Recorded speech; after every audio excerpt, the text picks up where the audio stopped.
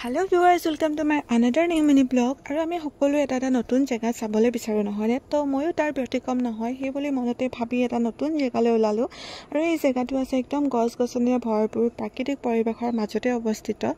আৰু ইয়াতে আপোনাৰ সোমাওতে পাৰ পাৰ্সন 200 কৈ লয় পাছত খোৱাৰ টাইমত ইয়াতে ইনক্লুড কৰি দিয়া হয় বাৰু আৰু এই জায়গাটো আছে মিৰ্জা বৰিহাট বুলি কয় মানে গুৱাহাটীৰ পৰা অলপমান দূৰ যাব লাগে আৰু ইয়াতে কিছুমান নেদেখা বস্তু দেখিবলৈ পাব যেনেকৈ তাঁতশাল গৰুকাৰী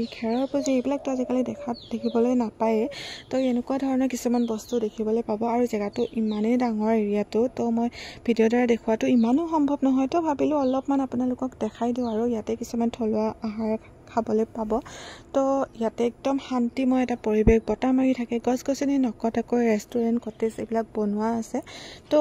যদি ভাবে একদম যান্ত্ৰিকতাৰ পৰা দূৰত আহি অকমান টাইম মানে ফ্ৰেণ্ড ফেমিলিৰ লগত কটাও তেনে আহিব পাৰে আৰু ইয়াতে ষ্টেজো আছে গান গাব পাৰিব বা আপোনালোকৰ যদি কিবা স্পেশাল অকেজন আছে তেতিয়াও সেলিব্ৰেশন কৰিব পাৰিব আজিৰ কিন্তু মোৰ বহুত বেছি ভাল লাগিলে আৰু আপোনালোকৰ ইয়াৰ মজা লওক গুগলত সাৰ্চ কৰি জলদি আহি যাওক এবাৰ বহুত বেছি ভাল পাব।